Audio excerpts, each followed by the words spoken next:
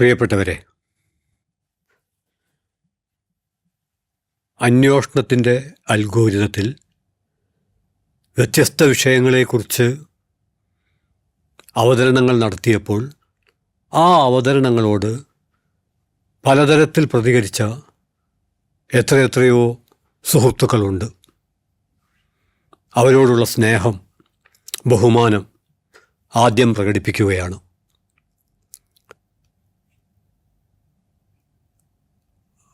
അവരുടെ പ്രതികരണത്തെ അതിൻ്റെ സംക്ഷിപ്തതയിൽ അഭിമുഖീകരിക്കേണ്ടത് ഒരു സംവാദത്തെ സംബന്ധിച്ചിടത്തോളം അനിവാര്യമാണ്. മാത്രമല്ല, എത്രയോ വർഷങ്ങൾക്ക് മുമ്പാണ് മലയാളത്തിൻ്റെ അഭിമാനമായ നമ്മുടെ സാഹിത്യ വിമർശനത്തിലെ തലപ്പൊക്കമുള്ള പ്രതിഭാശാലികളിൽ ഒരാളായ മുണ്ടശ്ശേരി മാസ്റ്റർ പറയുന്നുണ്ട്, വായനക്കാർ എഴുത്തുകാരാവട്ടെ. അതിൻ്റെ ചുവട് പിടിച്ചുകൊണ്ട് നമുക്കും പറയാവുന്നതാണ്, കേൾവിക്കാർ ഇടപെടട്ടെ. അതുകൊണ്ട് അന്വേഷണത്തിൻ്റെ അൽഗോരിതത്തിൽ ഇടപെട്ട കേൾവിക്കാർ, അവർ അലസരായ കേൾവിക്കാരല്ല. ഈ പറയുന്ന ഓരോ കാര്യത്തെയും തലനാരിഴ കീറി അപഗ്രഥിക്കാൻ കെൽപ്പുള്ള പ്രതിഭാശാലികളാണ്. അതുകൊണ്ട് അന്വേഷണത്തിൻ്റെ അൽഗോരിതത്തിലെ ഒരു എപ്പിസോഡ് മാസത്തിലൊരിക്കലോ അതല്ലെങ്കിൽ പ്രതികരണങ്ങളുടെ എണ്ണം പരിഗണിച്ചോ ക്രമപ്പെടുത്തണമെന്നാണ് കരുതുന്നത്. അതിനുള്ള വിനീതമായ ആദ്യത്തെ ശ്രമമാണ് ഇന്നത്തെ ഈ ഒരു എപ്പിസോഡിൽ നിർവഹിക്കാൻ ശ്രമിക്കുന്നത്. പൊതുവിൽ വന്ന അഭിപ്രായങ്ങളെ പല വകുപ്പുകളിലായിട്ട് നമുക്ക് വേർതിരിക്കാൻ പറ്റും. അതിൽ ആ വിധത്തിലുള്ള യാതൊരു അത്ഭുതവുമില്ല. കാരണം നമ്മുടെ എല്ലാ പ്രതികരണങ്ങളും ബഹുസ്വര സ്വഭാവം നമ്മുടെ പ്രത്യേകമായ ഒരു പ്രയത്നവും കൂടാതെ തന്നെ കൈവരിക്കും. അതുകൊണ്ട് അന്വേഷണത്തിൻ്റെ എപ്പിസോഡിൽ അൽഗോരിതത്തിലേക്ക് വന്ന ചില പ്രതികരണങ്ങൾ പൊതുവിൽ ആശംസാപരമാണ്. അഭിനന്ദനങ്ങൾ, വളരെ നന്നായിട്ടുണ്ട്, അവസാനിപ്പിക്കരുത്, മുന്നോട്ട് പോകണം. ഈ ഒരു അവതരണത്തിന് ഊർജം പകരുന്ന അത്തരം ആശംസകളെ വെറും ആശംസകളായി സ്വീകരിച്ചുകൊണ്ട് ആ ഭാഗം വേണമെങ്കിൽ അവസാനിപ്പിക്കാം. പക്ഷെ അത് അവസാനിപ്പിക്കുന്നതിന് പകരം അതിനെ അപഗ്രഥിക്കുകയാണ്. കാരണം പ്രതികരണങ്ങളെ കേവല പ്രതികരണങ്ങൾ എന്ന രീതിയിൽ പരിചരിക്കുന്നതിന് പകരം ആ പ്രതികരണങ്ങളുടെ ചരിത്ര പശ്ചാത്തലവും അത് രൂപപ്പെട്ടു വരുന്ന പ്രക്രിയയെ പിന്തുടരുകയും ചെയ്യുന്നതിനാണ് ശ്രമിക്കുന്നത്. ഉദാഹരണമായിട്ട് ആശംസകളെ നമ്മൾ പരിശോധിക്കുമ്പോൾ നിരവധി പേർ അന്വേഷണത്തിൻ്റെ അൽഗോരിതത്തിലെ ഓരോ എപ്പിസോഡിനും അവർ കേൾക്കുകയും അവരുടെ കേൾവിയിൽ അവർക്ക് അനുഭവപ്പെട്ട അവരുടെ അഭിമാനം, ആഹ്ലാദം അടയാളപ്പെടുത്തുകയും ചെയ്തിട്ടുണ്ട്. അത് വിശകലനം ചെയ്യുമ്പോൾ നമുക്ക് മനസ്സിലാവും, ഓരോ ആശംസയും സത്യത്തിൽ ആദർശത്തിൻ്റെ ഏറ്റവും ചെലവ് കുറഞ്ഞ ജനകീയ രൂപമാണ്.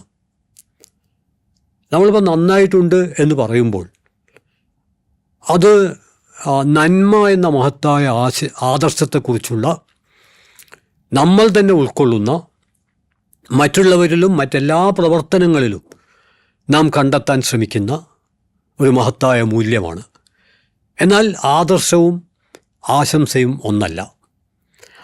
ആദർശ സാക്ഷാത്കരിക്കുക എന്നുള്ളത് ക്ലേശകരമായ, സാഹസികമായ, അവിരാമമായ, നിരന്തരം നമ്മൾ നിർവഹിക്കേണ്ട ജാഗ്രതയുടെയും സമർപ്പണത്തിൻ്റെയും ഭാഗമായി മാത്രമേ ആദർശങ്ങളെ നമുക്ക് അഭിവാദ്യം ചെയ്യാൻ കഴിയൂ.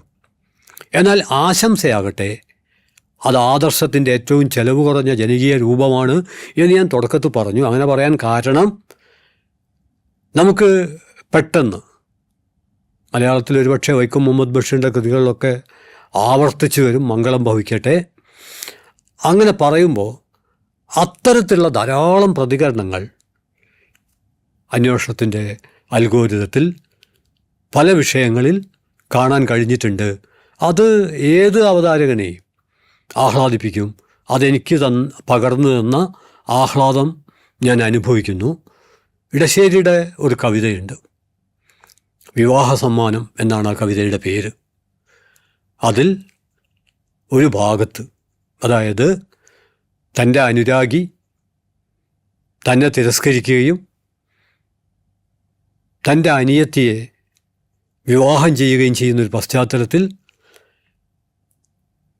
ഒരു ചേച്ചിക്കുണ്ടാവുന്ന അന്തർസംഘർഷങ്ങൾ, അതിൻ്റെ വിശദാംശങ്ങളിലേക്ക് കടക്കുന്നില്ല. കാരണം നമ്മളെ സംബന്ധിച്ചിടത്തോളം അന്വേഷണത്തിൻ്റെ അൽഗോരിതത്തിൽ വന്ന അഭിപ്രായങ്ങളുടെ ഒരു അപഗ്രഥനമാണ്. പക്ഷേ ഞാൻ ആശംസകളെക്കുറിച്ച് പറയുമ്പോൾ എൻ്റെ മനസ്സിനെ ഏറ്റവും സ്പർശിച്ചിട്ടുള്ള മലയാള കവിതയിലെ ആശംസകളിലൊന്ന് ഇടശ്ശേരിയുടെ വിവാഹ സമ്മാനത്തിലെ ഈ ഒരു സന്ദർഭമാണ്. തൻ്റെ കൊച്ചനിയനെ കൂട്ടി പരിത്യക്തയായ തിരസ്കരിക്കപ്പെട്ട ഈ ചേച്ചി സങ്കടങ്ങളൊക്കെ ഉള്ളിലൊതുക്കി തൻ്റെ കൊച്ചനിയനുമായി പലതും പറഞ്ഞ് ചിരിച്ച് തൻ്റെ സങ്കടങ്ങളൊന്നും പുറത്ത് കാണിക്കാതെ ഒരു കുളത്തിലേക്ക് കുളിക്കാൻ പോവുകയാണ്. കുളത്തിൻ്റെ പടവിൽ അനിയനെ ഇരുത്തി ആ അനിയനോട് അവരന്ത്യയാത്ര ചൊല്ലുകയാണ്. ആ അനിയന് മനസ്സിലാവില്ല, അത് കൊച്ചുകുട്ടിയാണ്. പക്ഷേ ആ ഒരു ഭാഗം ആശിക്കാനില്ലൊരു മന്ദഹാസം ചേച്ചിക്ക് മറ്റൊരു ചുണ്ടിൽ നിന്നും ഞാനീ കറുത്തോരു നീറ്റിൽ മുങ്ങി കാണാതെയാകുമ്പോൾ കരയുമോ നീ, കൂരിരുളോമനെ നീങ്ങി നീങ്ങി നേരിയ വെട്ടം വരികയായി, ഞാനീ കറുത്തോരു നീറ്റിൽ മുങ്ങി കാണാതെയാകുമ്പോൾ കരയുമോ നീ. ആദ്യത്തെ 2 വരി ഒന്നുകൂടി ഞാൻ ആവർത്തിക്കുന്നു. ആശിക്കാനില്ലൊരു മന്ദഹാസം ചേച്ചിക്ക് മറ്റൊരു ചുണ്ടിൽ നിന്നും. കൊച്ചനിയനോട് തൻ്റെ ജീവിതത്തിൻ്റെ സ്വപ്നങ്ങളെല്ലാം അവസാനിച്ചൊരു സന്ദർഭത്തിൽ ആ ചേച്ചി പറഞ്ഞ ആ 2 വരി, ആ വരികൾക്കിടയിൽ ഗദ്ഗതവും വിങ്ങലും നിറഞ്ഞു നിൽക്കുന്നു. ആ കവിത വായിക്കുമ്പോൾ ആർക്കും ബോധ്യപ്പെടും. ഞാൻ സൂചിപ്പിക്കുന്നത് സൂക്ഷ്മമായി അപഗ്രഥിച്ചാൽ എല്ലാ ആശംസകൾക്കകത്തും ഇതുപോലെ വിങ്ങിപ്പൊട്ടുന്ന മാനസികാവസ്ഥയുടെ വിസ്ഫോടനങ്ങൾ കാതോർത്താൽ നമുക്ക് കേൾക്കാൻ പറ്റും. കാരണം നന്നാവട്ടെ എന്ന് നമ്മൾ ആശംസിക്കുമ്പോൾ ആ ആശംസയ്ക്ക് പിറകിൽ നമ്മുടെ കാലം നമ്മൾ എത്രയൊക്കെ ഇടപെട്ടിട്ടും നന്നാവുന്നില്ലല്ലോ, ഇങ്ങനെ പോയാൽ ഇതെവിടെയാണ് എത്തിപ്പെടുക എന്നൊക്കെയുള്ള ഉത്കണ്ഠയുടെ ഒരു ഭാഗമാണ്. അതുകൊണ്ട് അന്വേഷണത്തിൻ്റെ അൽഗോരിതത്തിലെ എല്ലാ നല്ല വാക്കുകളോടും ചേർന്ന് നിൽക്കുമ്പോഴും ആ നല്ല വാക്കുകൾക്ക് നിവർന്നു നിൽക്കാൻ നിങ്ങളും ഞാനും ഇടപെട്ടുകൊണ്ടിരിക്കുന്ന നമ്മുടെ സാംസ്കാരിക പരിസരത്ത് ഇടം കുറയുകയാണല്ലോ എന്ന വേവലാതി, വ്യഥ ഈ എപ്പിസോഡ് ശ്രദ്ധിക്കുന്ന സാംസ്കാരിക പ്രബുദ്ധരെ എന്ന പോലെ ഒരു സാംസ്കാരിക പ്രവർത്തകൻ എന്ന നിലയിൽ എന്നെയും അസ്വസ്ഥമാക്കുന്നുണ്ട്. എന്നാലും ഇരുട്ടിൽ ഒരു മിന്നാമിനുങ്ങാവാൻ കഴിഞ്ഞാൽ, ഒരു ചെറിയ മെഴുകുതിരിയായി കത്താൻ കഴിഞ്ഞാൽ, അങ്ങനെയാണ് ഞാൻ ആശംസകളെ കാണുന്നത്. അത് അവതരിപ്പിക്കുന്ന വ്യക്തിക്ക് നൽകുന്ന പുരസ്കാരം എന്ന അർത്ഥത്തിലല്ല, നമ്മുടെ കാലത്തെ ഒരു വിധേനയും ആദർശവുമായി പൊരുത്തപ്പെടാത്ത അവസ്ഥകൾക്കെതിരെയുള്ള ഒരു പോരാട്ടം എന്ന അർത്ഥത്തിൽ ആ ആശംസകളെ, ഓരോരുത്തരുടെയും ആശംസകളെ അതിൻ്റെ വ്യത്യസ്ത സ്വഭാവങ്ങളെ, ബഹുസ്വരതകളെ വേറിട്ട് അപഗ്രഥിക്കാതെ ഇത്രമാത്രമാണ് ആശംസകളെക്കുറിച്ച് പറയാനുള്ളത്. ഇനി രണ്ടാമത്തേത്, പ്രതികരണങ്ങളിൽ വന്നിട്ടുള്ള രണ്ടാമത്തെ കാര്യം എന്ന് പറയുന്നത് അത് വളരെ പ്രധാനമാണ് എന്ന് ഞാൻ വിചാരിക്കുന്നു. അത് കടുത്ത ആക്ഷേപങ്ങളാണ്. പരിഹാസം, പുച്ഛം, അതൊക്കെ വായിക്കുമ്പോൾ അതിനൊരു വിമർശനമായി വളരാൻ കഴിഞ്ഞെങ്കിൽ, അതിനൊരു സംവാദമായി തീരാൻ കഴിഞ്ഞെങ്കിൽ എന്ന് ഞാൻ ആഗ്രഹിച്ചു പോയിട്ടുണ്ട്. പക്ഷേ ഇത് എൻ്റെയോ നിങ്ങളുടെയോ ആത്മനിഷ്ഠമായ ഒരാഗ്രഹത്തിൽ തുടങ്ങി അവിടെ അവസാനിക്കുന്ന കാര്യമല്ല. വ്യത്യസ്ത ആശയങ്ങൾ തമ്മിൽ ഏറ്റുമുട്ടുമ്പോൾ താഴ്ന്ന തട്ടിൽ അത് ആക്ഷേപമായിട്ടും ഉയർന്ന തട്ടിൽ അത് സംവാദമായിട്ടും. എന്നാൽ രണ്ടാമത്തെ വകുപ്പിൽ ഇവിടെ വന്ന ചില പ്രതികരണങ്ങൾ, ഒരു കാര്യം ഞാൻ ഓർമ്മിപ്പിക്കാൻ ആഗ്രഹിക്കുന്നു, അതിൻ്റെ എണ്ണം വളരെ വളരെ കുറവാണ്. പക്ഷേ ഒരു ജനായത്ത സമൂഹത്തിൽ ഒരെണ്ണം, ആ എണ്ണവും പ്രസക്തമാണ്. ചിലർ കരുതുന്നത് പോലെ കൂടുതൽ എണ്ണം ജയിച്ചതും കുറഞ്ഞ എണ്ണം തോറ്റതും അത് തെരഞ്ഞെടുപ്പ് സമയത്തെ ജനായത്തത്തിൻ്റെ മറ്റൊരു നിർവാഹവും ഇല്ലാത്തതുകൊണ്ട് മാത്രം നിലനിൽക്കുന്ന യുക്തിയാണ്. എന്നാൽ ആ യുക്തി അതേപോലെ ആശയ സംവാദത്തിൽ നിലനിൽക്കുകയില്ല. അതുകൊണ്ട് ഈ ആക്ഷേപങ്ങളെ ആദരവോടെ ഞാൻ നോക്കിക്കാണുന്നു.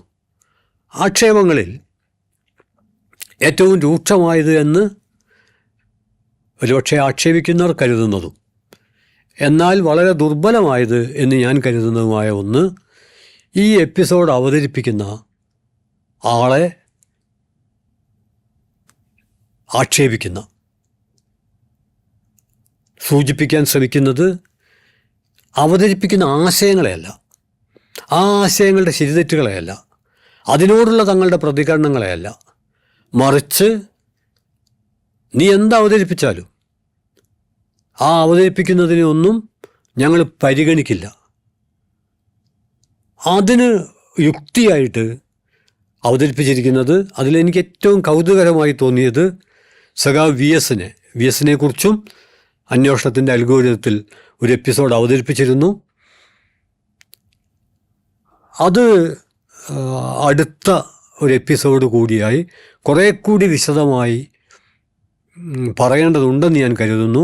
പക്ഷേ ഒരു പുസ്തകം, അതായത് ഒരാക്ഷേപത്തിൽ പറഞ്ഞിരിക്കുന്നത് നിനക്കൊക്കെ വേണ്ടത് തന്നിട്ടാണ് വി എസ് പോയത് എന്ന് പറഞ്ഞാൽ വി എസ് എന്നെ കൊരങ്ങൻ എന്ന് വിളിച്ചു. ആ വിളി തന്നെ വി എസ് തന്നത്. ഇത് കേട്ടാൽ തോന്നുക വി എസിൻ്റെ ഏറ്റവും മൗലികമായ രാഷ്ട്രീയ സംഭാവന ഒരു പാവ സാംസ്കാരിക പ്രവർത്തകനെ കൊരങ്ങൻ എന്ന് വിളിച്ചതാണ് എന്ന് തോന്നും. വി എസിനെ അവഹേളിക്കുന്നതിന് തുല്യമാണ് ആ പ്രതികരണം എന്നാണ് ഞാൻ വിചാരിക്കുന്നത്. മനുഷ്യരെ സംബന്ധിച്ചിടത്തോളം നമുക്കറിയാം, ഡെസ്മണ്ട് മോറിസിൻ്റെ ഒരു പുസ്തകത്തിൻ്റെ പേര് തന്നെ നെയ്ക്കഡ് എയ്പ്പ് എന്നാണ്, നഗ്ന വാനരൻ, ഉടുതുണിയില്ലാത്ത വാനരനെക്കുറിച്ച് ഡെസ്മണ്ട് മോറിസ് പറയുന്നുണ്ട്. ഇത്തരം കാര്യങ്ങൾ, ഇതേറ്റവും രൂക്ഷമായ ഒരു ആക്ഷേപമായതുകൊണ്ട് ഈ ആക്ഷേപം ഒരു എപ്പിസോഡിലല്ല 2-3 എപ്പിസോഡുകളിൽ 2-3 ആളുകൾ, ഇനി അതൊരാൾ തന്നെയാണോ അറിഞ്ഞുകൂടാ, ഒരാളായാലും കുഴപ്പമില്ല, ഒന്നിലധികം ആളായാലും കുഴപ്പമില്ല, അവർ പറഞ്ഞിട്ടുണ്ട്. അവരുടെ അറിവിലേക്കായി ഇത്തരമൊരു പരാമർശം സഖാ വി എസ് നടത്തിയപ്പോൾ കേരളത്തിലൊരു സാംസ്കാരിക വിമർശകൻ എന്ന നിലയിൽ ഞാൻ എങ്ങനെയാണ് അതിനോട് പ്രതികരിച്ചത്, അതിൻ്റെ വിശദാംശങ്ങൾ അവർക്ക് വ്യക്തമാവാൻ ഒരു പുസ്തകം മാത്രം ഞാൻ ചൂണ്ടിക്കാണിക്കാം. ആ പുസ്തകമാണ് വൈസ്രോയിമാർക്ക് വേണ്ടത് കുരങ്ങ് സൂപ്പോ എന്ന ഈ പുസ്തകം. വൈസ്രോയിമാർക്ക് വേണ്ടത് കുരങ്ങ് സൂപ്പോ എന്ന ഈ പുസ്തകത്തിൻ്റെ തലക്കെട്ട് പുരോഗമന കലാസാഹിത്യ സംഘത്തിൻ്റെ സംസ്ഥാന പ്രസിഡൻറ്റും മലയാളത്തിൻ്റെ അഭിമാനവുമായിരുന്ന വൈലോപ്പിള്ളി ശ്രീധരമേനോൻ്റെ ഒരു കവിതയിൽ നിന്നും ഊർജം ഉൾക്കൊണ്ട് രൂപപ്പെടുത്തിയതാണ്. ആ കവിതയിലൊരു പ്രയോഗം, പശുവാണ് തൊഴിലാളി പക്ഷേ സഖാക്കൾ തൻ പടുപാട്ട് കേട്ടാൽ കരിങ്കുരങ്ങൻ, അവനോളം ഉഗ്രനാം വനജന്തു വേറെയില്ല എന്ന് പറഞ്ഞുകൊണ്ട് അടിത്തട്ടിലെ മനുഷ്യരുടെ, മലയാളത്തിൻ്റെ അഭിമാനമായ കടമനിട്ട പറയുന്നുണ്ടല്ലോ, പാതാളപ്പടവുകൾ കയറി പറയപ്പടതുള്ളി വരുന്നു. അടിച്ചമർത്തപ്പെട്ടൊരു ജനത പാതാളത്തിലേക്ക് ചവിട്ടി ആഴ്ത്തി അതിൻ്റെ മുകളിൽ കല്ലുമിട്ട് സിംഹാസനമിട്ട് ഇരുന്ന് ഇനി ഒരിക്കലും ഈ അമർത്തപ്പെട്ട കറുത്ത മക്കൾ, അധിനിവേശ ശക്തികളും ആഢ്യന്മാരും രാക്ഷസരെന്നും കുരങ്ങന്മാരെന്നും ഒക്കെ വിളിച്ച ഈ മനുഷ്യർ ഒരിക്കലും ഉയർത്തെഴുന്നേൽക്കില്ല എന്നവർ കരുതിയെങ്കിൽ ആ ആഢ്യ കരുതൽ അസംബന്ധമാണ്, അപ്രസക്തമാണ് എന്ന് തെളിയിക്കുന്ന തരത്തിലുള്ള ഒരു കവിതയാണ് വൈസ്രോയിമാരും കുരങ്ങ് സൂപ്പും. ആ കവിതയിലാണ് പശുവാണ് തൊഴിലാളി. അവിടെയും നമ്മുടെ കാലത്തിൻ്റെ ഒരു കുസൃതിയുണ്ട്. കാരണം വൈലോപ്പിള്ളി കവിത എഴുതുമ്പോൾ പശുപാവാണ്, പക്ഷെ ഇന്നതൊരു ഭീകര എന്തുവാണ്. അത് മറ്റൊരു രാഷ്ട്രീയ പ്രശ്നം. ഞാൻ തുടക്കത്തിൽ പറഞ്ഞല്ലോ, ആശംസയായാലും ആക്ഷേപമായാലും അതിനെ അക്ഷരാർത്ഥത്തിൽ സ്വീകരിക്കുകയോ തിരസ്കരിക്കുകയോ ചെയ്യുന്നതിന് പകരം അത് രൂപപ്പെട്ട പശ്ചാത്തലത്തിൽ പഠിക്കുന്ന ഒരു രീതിയാണ് നമ്മൾ സ്വീകരിക്കേണ്ടത്. അപ്പം നമുക്ക് മനസ്സിലാവും, VS ഒരു സുപ്രഭാതത്തിൽ കുരങ്ങ് എന്ന് പറയുകയായിരുന്നില്ല, മറിച്ച് കേരളത്തിൻ്റെ ചരിത്രം പരിശോധിച്ചാൽ ഇവിടുത്തെ അധസ്ഥിത സ്ത്രീകൾ പ്രസവിക്കുമ്പോൾ പോലും ഇവിടുത്തെ മേലാളന്മാർ പറഞ്ഞിരുന്നത് കുരങ്ങിടുക എന്നാണ്. അവരുടെ കുട്ടികളെയൊക്കെ ആ വിധത്തിലാണ് വിളിച്ചത്. നമ്പൂതിരിക്ക് സംബന്ധത്തിലുണ്ടാകുന്ന, നമ്പൂതിരി സ്ത്രീയിലും നായർ സ്ത്രീയിലും ഉണ്ടാകുന്ന രണ്ട് കുട്ടികൾ ഒന്നിച്ച് കളിക്കുമ്പോൾ ഇതിലേതാണ് ഉണ്ണി ഏതാണ് കുരങ്ങൻ എന്നറിയാതെ തൊടാൻ പറ്റാതെ, സംബന്ധത്തിലുണ്ടായ കുട്ടി കുരങ്ങനാണെന്ന് തൊടാൻ പറ്റില്ല, മറ്റേതാണ് ഉണ്ണി അതിനെ തൊടാൻ പറ്റുള്ളൂ. പക്ഷെ കളിക്കുന്ന ഈ രണ്ട് പുള്ളകൾക്ക് എന്ത്, അവരങ്ങോട്ടും ഇങ്ങോട്ടും കളിച്ചുകൊണ്ടിരിക്കും. അപ്പം ഞാൻ സൂചിപ്പിക്കുന്നത്, ഇതൊരു വ്യക്തി മറ്റൊരു വ്യക്തിക്കെതിരെ മാത്രം പറഞ്ഞ ഒരു വാക്കാണ് എന്നും വിചാരിച്ച് ചരിത്രബോധമില്ലാത്ത എത്രയോ മനുഷ്യർ അർമാദിക്കുമ്പോൾ ആ മനുഷ്യരെ, ഇതിൻ്റെയൊക്കെ പിന്നിൽ ഒരു ചരിത്രം എങ്ങനെയാണ് പ്രവർത്തിക്കുന്നത് എന്ന് വിശദീകരിക്കാൻ വേണ്ടി സഖാവ് VS ഞാൻ ഏറ്റവും ആദരിക്കുന്ന. അപ്പോൾ ഒരു പ്രതികരണം ഇതാണ്, അദ്ദേഹത്തെ ഇപ്പം ഇങ്ങനെ പുകഴ്ത്തുന്നല്ലോ എന്നാണ്. ഇപ്പല്ല സുഹൃത്തെ, അദ്ദേഹത്തിൻ്റെ വികാര വിക്ഷോഭത്തിൻ്റെ സന്ദർഭത്തിൽ അദ്ദേഹം പറഞ്ഞ ഒരു വാക്കിനെ അപനിർമ്മിച്ചുകൊണ്ട് വിശദമായി പ്രതിപാദിക്കുന്ന ഈ പുസ്തകത്തിലും അദ്ദേഹം നടത്തിയ സമാനതകളില്ലാത്ത ഇടപെടലിനെ, അദ്ദേഹം നയിച്ച ആത്മത്യാഗപരമായ ജീവിതത്തെ ഉയർത്തിപ്പിടിക്കുകയാണ് ചെയ്തത്. കാരണം ഒരു വ്യക്തി ചരിത്രത്തിൽ അടയാളപ്പെടുത്തുന്നത് ആത്മനിഷ്ഠ തലത്തിലല്ല, മറിച്ച് വസ്തുനിഷ്ഠ അവസ്ഥയിൽ ആണ്.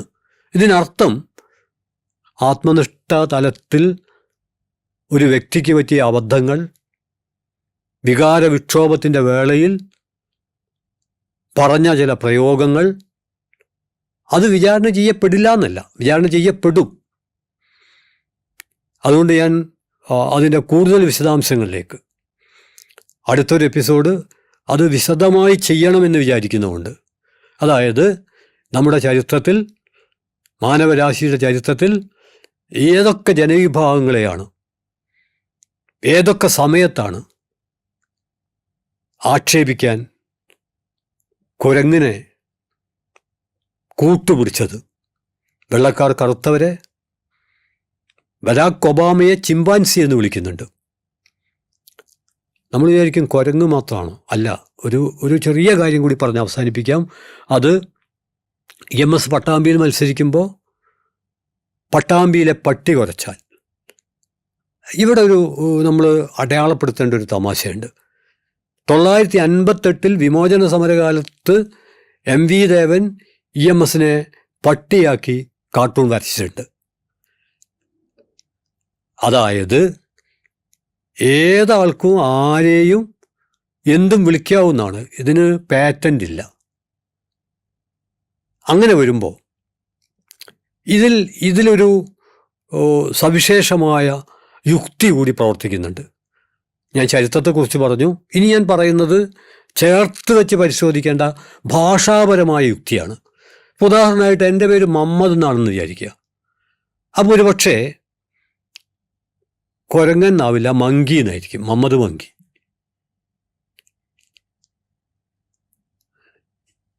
പട്ടാമ്പിയിലെ പട്ടി, ഇതെല്ലാം ഒരു പ്രാസത്തിൻ്റെ ഒരു തലം കൂടി ഇതിൽ പ്രവർത്തിക്കുന്നുണ്ട് എന്ന് ഞാൻ ചൂണ്ടിക്കാണിക്കാൻ വേണ്ടിയാണ് ഇത്രയും സൂചിപ്പിക്കുന്നത്. അതുകൊണ്ട് ഒരാൾ രാവിലെ തന്നെ എഴുന്നേറ്റ ഉടനെ ഇന്നയാളെ ഇന്നത് വിളിക്കണം എന്ന് തീരുമാനിച്ചിറങ്ങി പുറപ്പെട്ട് വിളിക്കുന്നത് സാധാരണഗതിയിൽ തെറിയുടെ വകുപ്പിൽ പെടുത്താമെങ്കിലും ഒറിജിനൽ തെറിയാവില്ല. ഒറിജിനൽ തെറി എന്ന് പറഞ്ഞത് തെറിച്ച് വരുന്നതാണ്. നമ്മുടെ തന്നെ അബോധത്തിൽ നിന്ന് നമ്മുടെ അനുവാദമില്ലാതെ തെറിച്ച് വരുന്നതാണ് അസല് തെറി. മറ്റതൊക്കെ ഡ്യൂപ്ലിക്കേറ്റാ. നമ്മളൊരു നാടൻ പാട്ടുണ്ട്, ആ പാട്ട് ഇങ്ങനെയാണ്: കള്ളാലിത്തിരി മോന്തിയ പിന്നെ കോലോത്തും പഠിക്ക ചെല്ലാലോ, കോലോത്തും പഠിക്ക ചെന്നാൽ പിന്നെ തമ്പുരാനോടിത്തിരി പറയാലോ, തമ്പുരാനോടിത്തിരി പറഞ്ഞാൽ പിന്നെ കഴിവിൽ കിടന്നങ്ങനെ ആടാലോ. ഇവിടെ നമ്മൾ പരിശോധിച്ച് നോക്കിയാൽ നമുക്ക് കാണാൻ പറ്റും, ഇയാൾക്ക് പറയാനുണ്ട്, പക്ഷേ തമ്പുരാനോട് കോലോത്തും പഠിക്ക ചെന്നിട്ട് നിവർന്നു നിന്നിട്ട് പറയാനുള്ള ധൈര്യം നാടുവാഴുത്ത കാലത്തെ ഒരു കുടിയാനുണ്ടാവില്ല. എന്നാൽ ഒരു 2 ഗ്ലാസ് ആണ്ട് കുടിച്ചാൽ ഒരു കിക്ക് വരും, ഒരു ലഹരി വരും. അതങ്ങോട്ട് വന്നാൽ ഇയാൾ മുമ്പേ പറയാൻ വിചാരിച്ച തന്നെയാണ് പറയുന്നത്, പക്ഷെ പറയാനുള്ള ആ ഒരു ഊർജം കിട്ടും. പക്ഷേ ആ ഊർജം കിട്ടുമ്പോഴും അയാൾക്കറിയാം, തമ്പുരാനും അറിയാം, കുടിയുടെ പിന്നിൽ മറഞ്ഞു നിന്നുകൊണ്ട് നേരത്തെ പറയാൻ വിചാരിച്ച കാര്യം തന്നെയാണ് ഇയാൾ പറഞ്ഞതെന്ന് പറയുന്ന ആൾക്കും അറിയാം. അതുകൊണ്ട് ഇടക്ക് കഴിവിൽ കിടന്ന് ആടേണ്ടി വരും, ജീവൻ തന്നെ നഷ്ടപ്പെടും, എന്നാലും വേണ്ടില്ല. അത് സത്യത്തിൽ ക്ലാസിക് തെറി വകുപ്പിൽ പെടുത്താൻ പറ്റില്ല. നേരെ മറിച്ച് നമ്മൾ തെറി പറയുമ്പോൾ നിങ്ങൾ ശ്രദ്ധിച്ചാൽ മതി, ഏറ്റവും 2 അടുത്ത ആളുകൾ തമ്മിൽ തെറ്റുന്നു. അപ്പം പലതും അങ്ങോട്ടും ഇങ്ങോട്ടൊക്കെ പറയും. ആദ്യം ഇങ്ങനെ പതുക്കെ അങ്ങനെ അതിങ്ങനെ വെള്ളം തിളയ്ക്കുന്ന പോലെ ഇങ്ങനെ കുമിളയായിട്ട് പിന്നെ അത് തിളയ്ക്കുമ്പോൾ അപ്പോഴാണ് ഈ നായെ, പട്ടി, പൂച്ചെ, കുരങ്ങ് എന്നൊക്കെയുള്ള പ്രയോഗം വരിക. എന്നിട്ട് അത് പറഞ്ഞ ആൾ തന്നെ തൻ്റെ പ്രിയപ്പെട്ടവരോട് ഒരു പശ്ചാത്താപവും പ്രകടിപ്പിക്കും. ആ പശ്ചാത്താപം എങ്ങനെയാണ്? വേണ്ടാന്ന് ഞാൻ വിചാരിച്ചതാണ്, എന്നെക്കൊണ്ട് പറയിപ്പിച്ചതല്ലേ. അത് തെറിയാണ്. കാരണം പറഞ്ഞു പോകുന്നതാണത്. പക്ഷേ അപ്പോഴും അബോധത്തിൻ്റെ ഏതോ ഇരുൾമടക്കുകളിൽ വ്യവസ്ഥ നിക്ഷേപിച്ച വംശീയ അവശിഷ്ടങ്ങൾ കിടക്കുന്നുണ്ടാകും എന്ന് ഒരപഗ്രഥനത്തിൽ വെളിപ്പെടും. അതുകൊണ്ട് ഞാൻ ഈ എപ്പിസോഡും അടുത്ത നേരത്തെ ഞാൻ ചൂണ്ടിക്കാണിച്ചു ഈ പുസ്തകത്തെ മാത്രം അടിസ്ഥാനമാക്കി കുറച്ചുകൂടി വിശദമായിട്ട്. കാരണം ഈ പുസ്തകത്തിന് ഒരാമുഖ പഠനം എഴുതിയിട്ടുള്ളത് മലയാളത്തിൻ്റെ അഭിമാനമായ ദേശീയ അവാർഡ് ജേതാവ് കൂടിയായ GP രാമേന്ദ്രനും മലയാളത്തിൻ്റെ അഭിമാനമായ പ്രശസ്ത തത്വചിന്തകൻ ഡോക്ടർ PK പോക്കറും ഈ പുസ്തകത്തിനൊരാമുഖം എഴുതിയിട്ടുണ്ട്. ഈ പുസ്തകത്തിൽ മനുഷ്യരെ ജന്തുക്കളാക്കുന്നതിൻ്റെ യുക്തി അത് ഏതെങ്കിലും ഒരു എക്സിലോ വൈയിലോ ഒന്നും നിൽക്കുന്നതല്ല. നമ്മളിപ്പോൾ ഏതെങ്കിലും ഒരാൾ കേരളത്തിൽ പറഞ്ഞില്ല, ആ രീതിയിൽ അതിനെ ചുരുക്കാൻ പറ്റില്ല. അത് വളരെ വിശദമായിട്ട് വൈസ്രോയിമാർക്ക് വേണ്ടത് കുരങ്ങ് സൂപ്പോ എന്ന ഈ ഒരു പുസ്തകത്തിലൂടെ ഒരുപക്ഷെ ഒരു ഇടതുപക്ഷ സാംസ്കാരിക വിമർശകൻ എന്ന നിലക്ക് എനിക്കൊരു അഭിമാനമുണ്ട്. ആ അഭിമാനം എന്താന്ന് പറഞ്ഞാൽ, ഇത്തരമൊരു ആക്ഷേപത്തെ സാംസ്കാരികമായി അപഗ്രഥിച്ച് ഒരു സർഗാത്മക സൃഷ്ടിക്ക് പിറവി നൽകാൻ കഴിഞ്ഞു എന്നുള്ളത് എൻ്റെ ഇടതുപക്ഷ സാംസ്കാരിക ജീവിതത്തിലെ ഒരു സാധ്യതയായിട്ടാണ് സത്യത്തിൽ ഞാൻ കാണുന്നത്. കൂടുതൽ വിശദാംശങ്ങൾ അടുത്ത എപ്പിസോഡിൽ. അതിനു മുമ്പേ ഈ പുസ്തകത്തിൻ്റെ ബ്ലർബ് മാത്രം വായിക്കുകയാണ്. മധുര സ്വപ്നങ്ങൾക്കിടയിൽ സ്ഥാനം തെറ്റി പ്രത്യക്ഷപ്പെടുന്ന ആശ്ചര്യചിഹ്നങ്ങൾ പോലെ ചിലപ്പോൾ ഭീകര സ്വപ്നങ്ങളും സംഭവിക്കും. കുരങ്ങനെന്ന് വിളിച്ചതും അത് കേട്ടതും ആര് തന്നെയായാലും അതിൽ മറഞ്ഞിരിക്കുന്നത് ഒരുതരം മാടമ്പിത്തരമാണ്. അപ്പോൾ പോലും പരസ്പരം കുരങ്ങൻ വിളിക്കുന്നവരെ നോക്കി കാലം പുറത്തേക്കും. എന്നാൽ ഒരു മഹാപ്രസ്ഥാനത്തെ കുരങ്ങ് കളിപ്പിക്കുന്നതിന് ചരിത്രത്തിൽ ഒരു എക്സ്ക്യൂസും ആർക്കും കിട്ടുകയില്ല. ഈ ബ്ലർബും ആ കാലത്ത് വളരെയേറെ ചർച്ച ചെയ്യപ്പെട്ടിരുന്നു. ഏതായാലും അന്വേഷണത്തിൻ്റെ അൽഗോരിതത്തിലെ വിവിധ എപ്പിസോഡുകളോട് ഒരു എതിർബന്ധത്തിൻ്റെ പശ്ചാത്തലത്തിൽ പ്രതികരിച്ചുകൊണ്ട് അഭിപ്രായം പ്രകടിപ്പിച്ച സുഹൃത്തുക്കൾ മറ്റൊരു സാംസ്കാരിക അന്വേഷണത്തിൻ്റെ വാതിൽ തുറക്കാൻ ഊർജം നൽകി എന്നുള്ളത് വളരെ ആവേശകരമാണ്. തുടർന്നും നിങ്ങളുടെ ഇടപെടൽ ഉണ്ടായിത്തീരട്ടെ എന്ന് ആശംസിച്ചുകൊണ്ട് തൽക്കാലം അന്വേഷണത്തിൻ്റെ അൽഗോരിതം അടുത്ത എപ്പിസോഡിലേക്ക് വേണ്ടി ഇവിടെ അവസാനിപ്പിക്കുന്നു. അഭിവാദ്യങ്ങൾ.